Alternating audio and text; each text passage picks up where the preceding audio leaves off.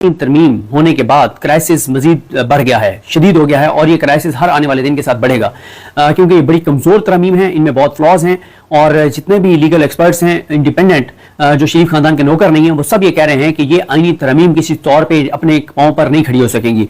Chief justice की तकरीर के हवाले से जो पार्लिमानी कमेटी बननी है उसके हवाले से एक बड़ा तनाज़ा जो है वो खड़ा हो गया है और अब पहला सवाल तो ये है कि क्या इस कमेटी में अपोजिशन को 6 ही सीटें जो है वो दी जाएंगी या ये जो मुतनासिब नुमाइंदगी की बात की गई है उसके हिसाब से पीटीआई की सीटें, पीटीआई की नुमाइंदगी कम कर दी जाएगी। एक तो ये है और अगर ये मुतनासिब नुमाइंदगी की बात करते हैं तो फिर पीटीआई की तो अभी उनके तो सेनेटर ही नहीं है जो 12-13 उनके आने हैं केपीके से, अगर वो आ जाते और मखसूस नशिस्तें मिल जाती तो उनकी तादाद बढ़ जाती तो उनकी रिप्रेजेंटेशन बढ़ जानी थी।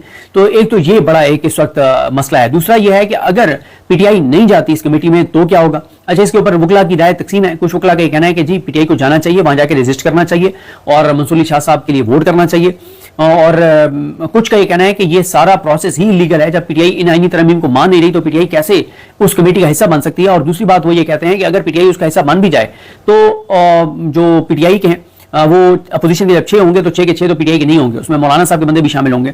तो वो ये कहते हैं कि अगर हुकूमत करना चाहेगी तो फिर 6 हुकूमत के अपने तो इंटैक्ट होंगे क्योंकि आपको पता है कि हुकूमत वालों में से तो जो सूरत हाल है वो आपको पता ही है, जो कल सारी रात 12 से लेके और सुबह 5:30 बजे तक बैठ रहे और वॉशरूम तक कोई नहीं गया और मतलब बड़ी बुरी हालत में बेचारे बैठ रहे और 5 लोग तो इतने शदीद बीमार थे कि वो उठ के वोट नहीं कर सकते थे और उनको स्ट्रेचर पे एक तरह से लाया गया, व्हील चेयर पे लाया गया और लिटा के घसीट के लाया गया, डिग्गियों में लाया गया, लिटा के लाया गया। तो जो इस तरह की जो जमातें हैं इनकी क्या हैसियत और औकात है, तो उन्होंने तो 6 के 6 ने वही वोट देना जो उनको कहा जाएगा। तो मतलब एक वोट उनको चाहिए होगा तो वो अगर अपोजिशन में से वो कोई एक बंदा तोड़ लेते हैं या मौलाना साहब उनके साथ चले जाते हैं तो फिर तो पीटीआई इरेलीवेंट हो जाएगी। तो पीटीआई उस प्रोसेस का हिस्सा ही ना बने, कुछ का ये कहना है। बहरहाल ये फैसला पीटीआई जो भी करेगी बेहतर फैसला करेगी। पीटीआई के पास बहुत बड़े बड़े लीगल माइंड्स हैं, जो भी वो फैसला करेंगे वो बेहतर फैसला करेंगे। लेकिन बात यह है कि ये मैं आपको बता दूं कि ये जो भी फैसला करेंगे ना तो क्राइसिस ये और ज्यादा बढ़ेगा। देखें इनका क्योंकि ओरिजिनल प्लान जो है ना वो नाकाम हुआ है। मैं क्यों बार बार आपको कहता हूं कि मौलाना फजल रहमान साहब को आपको क्रेडिट देना पड़ेगा, इसलिए मैं कहता हूं कि मौलाना फजल रहमान साहब को क्रेडिट देना पड़ेगा। कुछ चीजें तो आपके सामने है ना, मसलन और यही बात हमारे दोस्त फहीम अख्तर मलिक साहब हों, रिजवान गलदई हों, जुबैर अली खान हों, उमर जाट हों, वो सब ये बात कहते हैं कि पीटीआई के लोगों को बार बार वही बात कह रहे हैं और मैं उसको इंडोर्स कर रहा हूं कि मौलाना साहब के क्रेडिट क्या हैं। पहला मौलाना साहब का क्रेडिट यह है कि घटिया, नीच, गलीज और मखरूज शख्स से पाकिस्तान की जान छुड़वाई है जिसके बस अब 72 घंटे रह गए। दूसरा मौलाना साहब का क्रेडिट है कि मिलिट्री कोर्स उन्होंने रुकवा दिए। तीसरा मौलाना साहब का क्रेडिट यह है कि मौलाना साहब ने जजेस की ट्रांसफर पोस्टिंग और ये सारी आईनी अदालत ये चीजें मौलाना साहब ने रुकवाई हैं। मौलाना साहब को क्रेडिट देना पड़ेगा। और मैं आपको बताऊं एक जो मौलाना साहब को क्रेडिट की कोई बात नहीं कर रहा, वो क्रेडिट यह है कि ओरिजिनल प्लान यह था कि 14 या 15 सितंबर को आईनी तरमीम करवाई जाएंगी और उसके बाद अपने किसी टाउट के जरिए हुकूमत जो है वो इन आईनी तरमीम को काजी के पास चैलेंज करवाएगी और काजी इसके ऊपर फैसला दे देगा और कहेगा कि जी ये आईनी तरमीम के ऊपर सुप्रीम कोर्ट कुछ नहीं कर सकती। जो आईनी अदालत बनेगी वही सुनेगी और आईनी अदालत जो है वो फिर उधर भी काजी खुद आके सुनता। तो इस तरह से उन आईनी तरमीम का ये रास्ता बंद हो जाता कि वो सुप्रीम कोर्ट में चैलेंज हो सके, वहां पे बात हो सके। तो मौलाना का सबसे बड़ा क्रेडिट क्या है कि वो मामलात को 14-15 सितंबर से ले आए 20 अक्टूबर तक। अब क्योंकि टाइम 2-3 दिन रह गए हैं और 2-3 दिन बाद ही अब इसको चैलेंज किया जाएगा तो काजी जो है वो उस वक्त तक जा चुका होगा। और हाँ, यहाँ पे ये बात बताऊं जो बड़े इस वक्त ना मैं आपको तो इतने फ्लॉज हैं इन तरमीम में। मसलन मैं अभी दोबारा मैंने कॉल करके पूछा उनसे, बैरिस्टर सादर रसूल साहब से भी पूछा, फैसल चौधरी साहब से भी पूछा, दोनों से मैंने पूछा। मैंने कहा ये बताएं कि क्या आगे ये मैकेनिज्म है इस जो मुसवदा है इसमें कि अगर ये जो कमेटी है इसमें से 2/3 के साथ फैसला नहीं होता तो फिर क्या होगा। इस पे खामोश है आईनी तरमीम, कोई पता नहीं है कि अगर 2/3 से फैसला नहीं होता तो फिर क्या होगा। मसलन मैं मिसाल दे रहा हूं आपको कि पीपल्स पार्टी कह देती है कि मंसूर अली शाह, मिसाल दे रहा हूं, वैसे मुमकिन बिल्कुल नहीं है।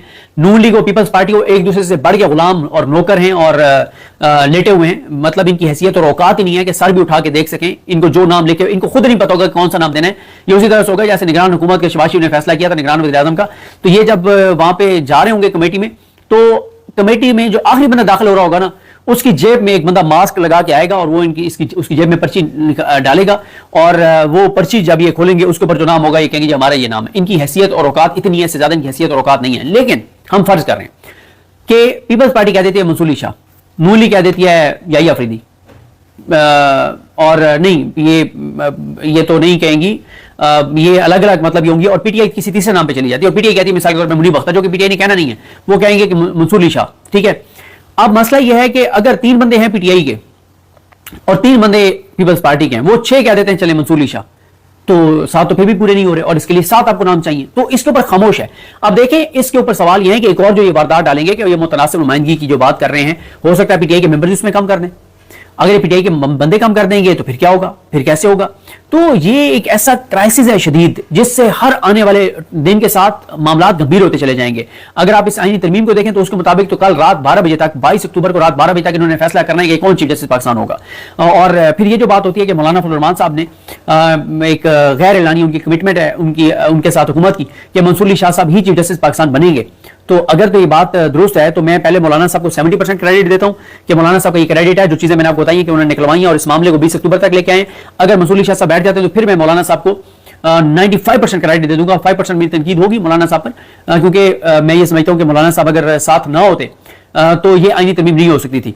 यहाँ पे भी मेरे दोस्त फहीम अख्तर मलिक साहब का बड़ा शदीद इख्तिलाफ है। फहीम अख्तर मलिक साहब कहते हैं कि देखें मौलाना साहब ना भी जाते तो आईनी तरमीम वो पहला मुसवदा हो जाता, जो मिलिट्री कोर्ट्स वाला था, जो काजी फाइज वाला था। उनका ये कहना है फहीम अख्तर का, जिसमें बड़ा वजन है उनकी बात में, कि पीटीआई के 11 लोग लोटे हो गए थे कौमी असेंबली में। 11 का तो हमें पता चला है या पार्टी को पता चला है, हो सकता है 2-3 और भी हो, तो 12 उनको सीटें चाहिए थी कौमी असेंबली में। इट्स मीन कि कौमी असेंबली में उनके पास तादाद पूरी थी और सेनेट में भी उन्होंने लोटे बनाए हुए थे, सेनेट में भी उनके पास तादाद पूरी थी। तो मौलाना ना भी चाहते तो यानी तरमीम हो जाती। मेरा उस पर काउंटर आर्गुमेंट फहीम साहब के साथ ये था कि मलिक साहब मौलाना साहब ना चाहते तो इस हुकूमत की इतनी औकात नहीं थी कि यानी तरमीम करते। अगर मौलाना का इनको खौफ होता कि मौलाना जो है वो एजिटेशन कर सकते हैं।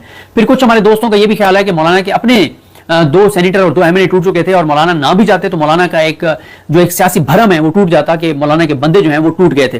तो वो कहते हैं मौलाना के बंदे टूटे हुए थे, तो मौलाना साहब ने तो एक अपनी एक मतलब वो भी एक किया है कि बजाय इसके कि एक उनका भरम टूटे कि उनके बंदे टूट गए हैं, तो उन्होंने कहा कि ठीक है अपने बंदे भी इंटैक्ट रखो और जो एक इसका जहर निकलवा सकते हो निकलवाओ और इनका साथ दे दो। तो ये एक मामला है। अब बात यह है कि अगर इन्होंने मंसूर अली शाह साहब को ही बनाना था तो मंसूर अली शाह साहब को ही बनाना था, तो सारे तरद्दुद की जरूरत क्या है? तो फिर इन्होंने ये सारा कुछ किया क्यों? तो फिर अभी देखें ना टाउट्स जो हैं, अभी देखें ना कि ये अंसार अब्बासी साहब आपको पता ही है कि वो किस तरह की खबरें देते हैं, कहाँ की खबरें देते हैं, किसकी जबान वो बोलते हैं। तो उनका भी उनकी 2-3-4 दिन पहले की खबर थी कि याह्या अफरीदी बनेंगे चीफ जस्टिस पाकिस्तान। अब याह्या अफरीदी साहब एक कमजोर जज हैं, एक डरपोक जज हैं। हाँ, इस उनके कमजोर होने का, डरपोक होने का इसका फायदा भी हो सकता है, यानी हुकूमत को इसका नुकसान भी हो सकता है कि हुकूमत इसलिए उनको बनाया चीफ जस्टिस पाकिस्तान कि वो एक कमजोर आदमी है, डरपोक आदमी है। क्योंकि जितने भी हमने उनको देखा है आम केसेस में वो बैठे हैं, किसी न किसी बात पे वो दरमियान में से निकल जाते हैं और कोई और ही रास्ता निकाल लेते हैं। अभी ये देख लें 8 जजेस के साथ नहीं गया वो मखसूस नशिस्तों के केस में, उन्होंने अपना वक्र ही कोई फैसला दिया है।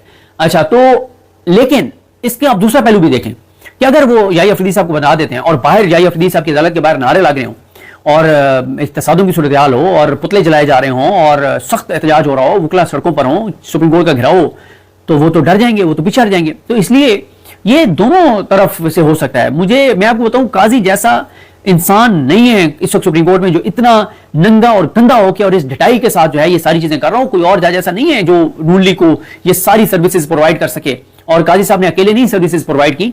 ये आप आने वाले दिनों में आपको कुछ चीजें बताएंगी कि उनके साथ और कौन कौन था उनके फैमिली मेंबर्स में से जो ये सर्विसेज प्रोवाइड कर रहे थे, और वो जजेस को कौन उनकी फैमिली से जाके मिल रहा था इमरान खान के केसेस के लिए और क्या कर रहा था, ये सारी तफसीलात जो है वो आएंगी।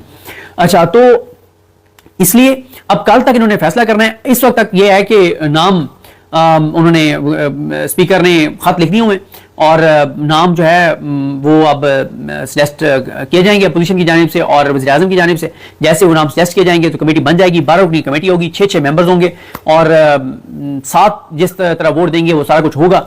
और दोबारा ये कहूँगा कि अगर तो मौलाना के साथ कमिटमेंट हुकूमत की थी और बन जाते मंसूर अली शाह साहब तो फिर और बहुत सारी चीज़ें जो है वो आसान हो जाएंगी और फिर चीज़ें हुकूमत के हाथ से वैसे भी निकलनी है, लेकिन जल्दी निकल जाएंगी। निकलनी तो इनके हाथ से हैं चीज़ें, क्योंकि आज जो है वो वकला की कुछ मीटिंग्स हुई हैं, उसका अहवाल भी आपको बताएंगे।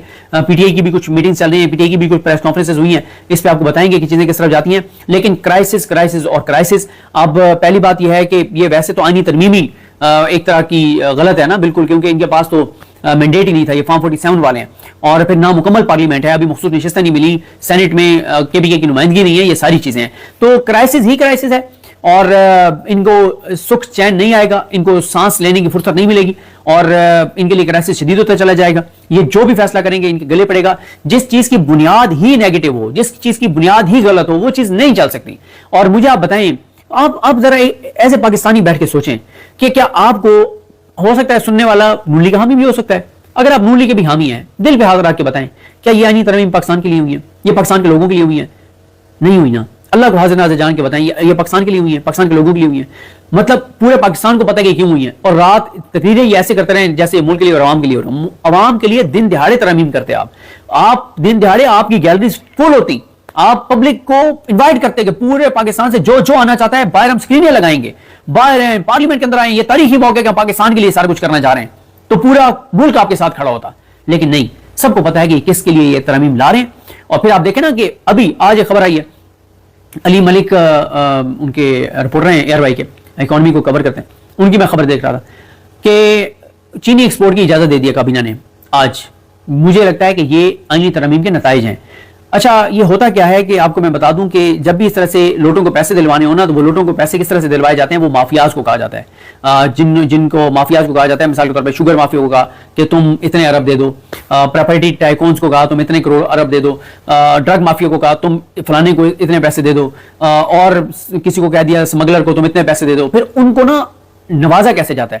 مثلا شوگر مافیا نے اگر 2 سینیٹرز کو یا 2 MNAs کو پیسے دیے تھے, اور مثال کے طور پہ دیے تھے, مثال کے طور پہ 1 ارب روپے دیا تھا, تو وہ انہیں کہیں گے کہ آپ کو اب ہم یہ چینی ایکسپورٹ کی اجازت دے رہے ہیں, اس سے آپ چینی ایکسپورٹ سے بھی پیسہ کمائیں, اور آپ جو ہے نا یہ جو ابھی مارکیٹ میں جب قلت ہوگی چینی کی اور چینی مہنگی ہوگی تو ادھر سے بھی آپ کمائیں.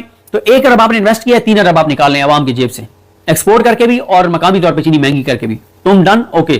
اچھا, اب آ جاؤ جی یہ جو پراپرٹی والا جو مافیا ہے, جو قبضہ مافیا ہے, اچھا تم بتاؤ, وہ کہتا ہے جی میرا وہ فلانی عدالت میں جو آپ کا بندہ بیٹھا ہے چیف جسٹس, تو وہاں پہ میرا کیس ہے اور یہ میں نے سٹے لینا ہے, یہ بڑا کام خراب ہوا ہے, قبضہ کیا ہوا ہے اور سٹے لیا ہوا ہے. ٹھیک ہے, اس کو کہا یار اس کو سٹے دے دو, ادھر سے سٹے کروایا, تو وہ جی سٹے اتنے 100 کنال کے اوپر یا ایکڑ کے اوپر سٹے ہو گیا, اور اس سٹے کی وجہ سے وہ ایک دم 5 سے 7 ارب روپے کما لے گا, یا اس کو NOC دلوا دیا جائے گا جس سے وہ 30-40 ارب روپے کما لے گا. اتنی اس کی سوسائٹی جو ہے وہ اوپر چلی جائے گی, اور کسی کو NOC دلوا دیں گے, کسی کو کوئی اور جو بھی اس کا ہے وہ کروا دیں گے.